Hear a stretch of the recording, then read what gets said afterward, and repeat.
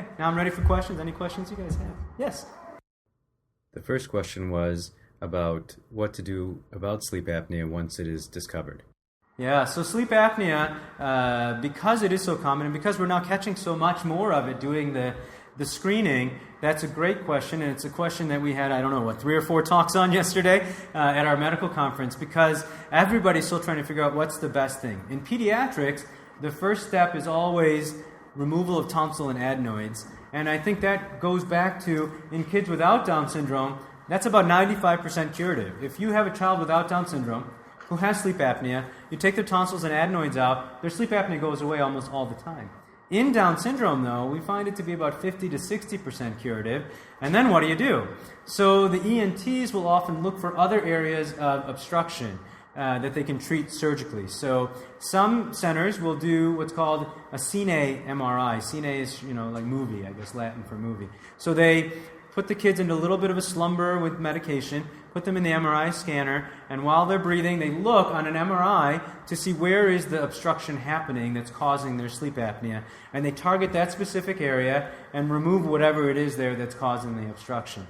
Some places will do the same kind of concept, but they'll do it in the operating room with a camera or a scope. So the ear, nose, and throat doctors will look down through their nose with a camera and see where is that area of obstruction and address it surgically there. If there's no other areas of obstruction, but it's just like a general low tone throughout their airway, many times the only next step is going to be what's called CPAP, or the breathing machine, as you call it, which is a mask that goes over the face, either the nose or the nose and the mouth, and then the kids have to wear that through the night, and it blows air in every time they take a breath. So the machines are programmed to know that when they take a breath in, it pushes a little bit more extra air in there. And that's very effective at treating sleep apnea, but the reality of the situation is that most people with Down syndrome have a lot of facial sensitivities. So to use CPAP on a regular basis requires a lot of desensitization.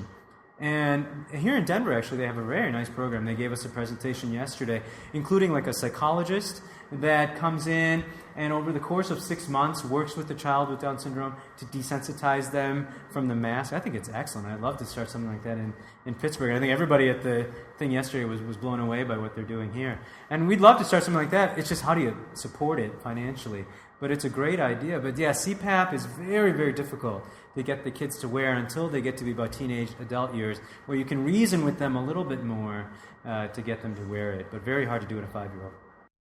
The next question was on dental care, particularly for children who don't like sitting in the dentist's chair. And I think one of the things about this conference is you get to see that you are not alone. I think if we took a poll, has anybody else ever had a problem with their child at the dentist? It's something that we see a lot of. And what I usually recommend is if you do have easy access to a pediatric dentist, then yes, I would say you should go see one because they are capable of doing sedation for kids. Or many times if your child has another procedure that's scheduled, let's say they need to get ear tubes or something like that, they can coordinate with the ear, nose, and throat doctors for the dentist to come in and do a dental cleaning and things like that. But I would agree it's important to try to get them as cleaned as possible by the dentist, as close to every 6 months as you can. And if you can find a dentist that feels comfortable and it's safe in there, I wouldn't want to go to somewhere in the middle of nowhere and they say, oh yeah, I've never done it before, it shouldn't be a problem. I'd be a little bit worried because sedation in kids with Down syndrome, because of their upper airway problems in general, you definitely want to make sure you're doing it with somebody who knows what they're doing and is comfortable and it's in a safe location. So at a hospital, especially a pediatric hospital, it would be very safe to do that. But be a little bit more careful about a remote area, kind of trying to sedate your child. That would be a little bit more dangerous. The next question was discussing whether the 6-month evaluation for ophthalmology is too late for a child who has been born with an eye problem, like cataracts in this case.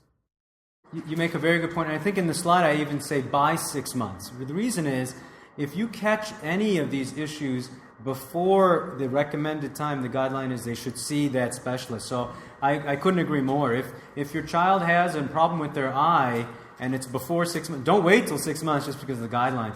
They definitely should be seen sooner, and particularly with cataracts, if they get so big as to obstruct vision, that can be irreversible. Once your vision is obstructed for whatever reason, whether it be a lazy eye, your brain will start to ignore the eye that's giving it the abnormal signal. And the problem is, if it ignores it for a long period of time, you will be effectively brain blinded. Your brain will just say, forget it, that eye doesn't work, and then you'll never be able to see out of that eye. So very important to address any obstructing or lazy eye type issues earlier than 6 months if they exist. The next question was on the management of bunions or skin irritation on the foot in a child who has ankle problems.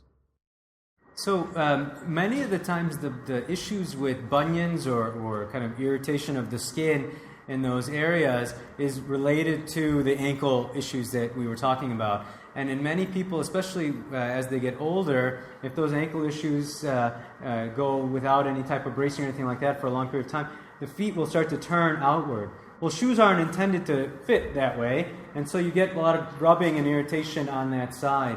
So oftentimes, if we start seeing a lot of that, I'll often send the kids to like a physical medicine. There's a specialty called physical medicine and rehab, or we call it pediatric rehab, but there's adult rehab as well. And they're really the specialists in orthotic and type of bracing and things like that might be most beneficial for him. Podiatry would be good at scraping off the dead skin, but maybe not so good at giving you ideas of what to do with. The next question was discussing whether or not there are any surgical options to correct the ankle hypotonia.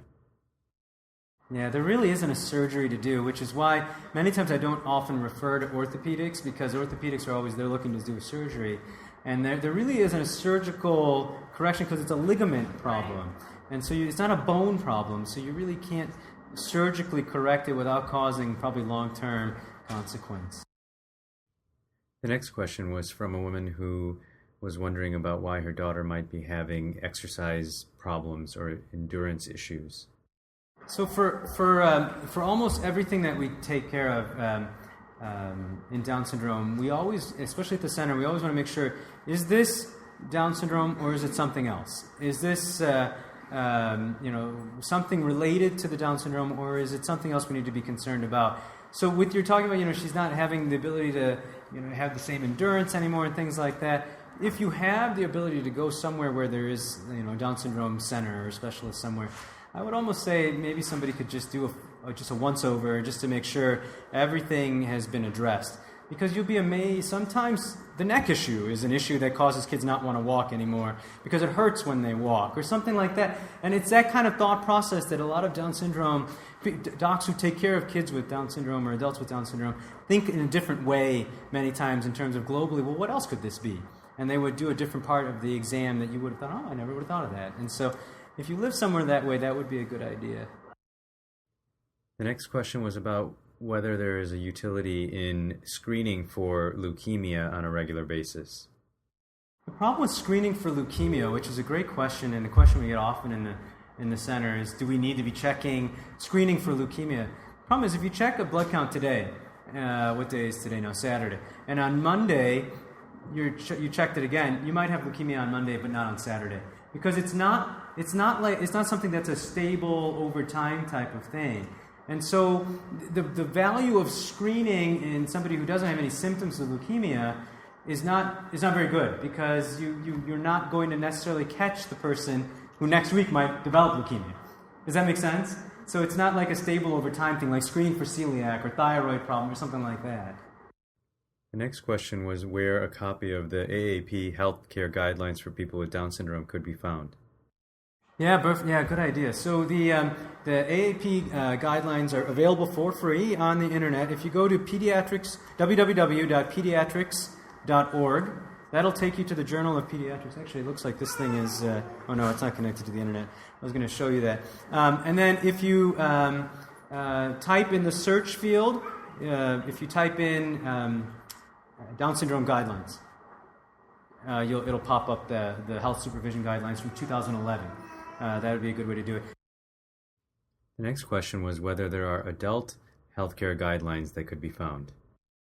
Unfortunately, as Peter will tell you, there is no adult healthcare guidelines. So they take the pediatric guidelines and then apply them to the adults, essentially. the later childhood guideline. So the guidelines are broken into age range. So the later childhood guidelines, they apply into the adult side of things. There really aren't any true health care guidelines for adults. The next question was on the orthotic that I had shown in my talk, which was a SureStep orthotic. And the family had a question about whether there were other ways of stabilizing the ankle. So these are actually what are called SureSteps. And what they do is they allow the up and down movement of the foot, but they don't allow that side-to-side movement. So they're just providing the ankle support, which it sounds like the shoe that you've used provides the same type of ankle support. There's no magic to anything, which is why I don't endorse one product over the other. The key is it's something that's providing them the support that they need with their ankle area. That's the most important thing. The next question was asking, what do you do with a child who seems to want to communicate but just doesn't have the verbal skills yet to do it? So that's a great question. The most important thing you can do with your child with Down syndrome when it comes to communication is not have them rely on verbal right in the beginning. And the reason is they have a lot that they want to say, but they may not be able to make brain-to-mouth connection to say it. But imagine if you had something you needed to say and you couldn't say it. You would get frustrated. And if you were a child, you might throw something, you might get angry, and so you'll get behavioral problems. But really what it is they want to communicate.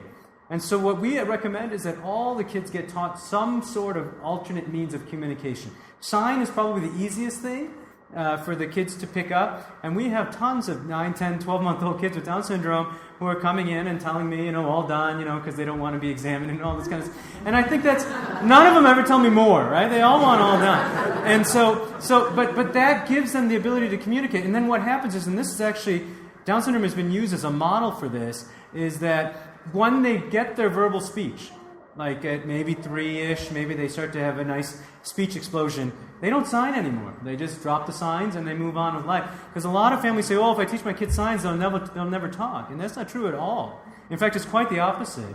And other syndromes where they have speech delay, they've used our kids to know what to do about it by doing signs. Or some of the kids, if it's a really prolonged speech delay, will do like the iPad apps and that kind of stuff to help them with communication nonverbal. Next question was, when would be the appropriate time to start using sign language? Now, my wife is an audiologist, and our kids don't have Down syndrome, but they also were signing by the time they were babies, little babies. We were just saying, would you like more? And we're doing all this stuff with them. And then as they got older, they would have their own approximations. There's no reason, if she wants this to be more, that's fine. It doesn't have to be the exact sign. But as long as it's some sort of communication, that's the most important thing. And doing it now, not thinking that, of course she's going to do it right now, but as she gets older, she'll start to think that's a natural way of communicating because that's how mom and dad communicate with me. The next question was about when is the appropriate timing for use of a helmet if somebody has a flattening of the side of their head.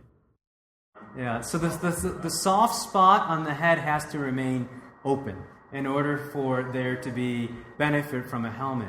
So in a kid without Down syndrome, the soft spot closes by 12 months of age. So the craniofacial people want to see them by 6 or 7 months of age so they can get maximum benefit while the soft spot is still open and the molding can still happen. But a benefit for our kids is that their soft spots tend to close later, sometimes 2, sometimes 3. So I've even sent 1-year-olds, and they've had excellent result from the helmet therapy. So goal is as early as possible, but we get a little bit of leeway from our craniofacial specialist because of the soft spot remaining open in our kids. The final question was about what to do with the adenoids in a child who has recurrent ear infections. Adenoids, for those of you who don't know, sit right behind your nose. So you can't see them on exam. You can see your tonsils when you look in the mouth, but adenoids are behind your nose, and you really can't see them without a scope. And so adenoid enlargement is something we see a lot in kids with Down syndrome. And an indication, at least in pediatrics, when you have recurrent ear infections, is adenoid removal because it opens up the drainage tubes from the ears that go through the nose. They have to pass through the adenoids on the way out the nose. So if the adenoids are big and obstructive, we do often find improvement both in recurrent sinus infections and recurrent ear infections with adenoid removal. All right, guys, thank you. Thanks.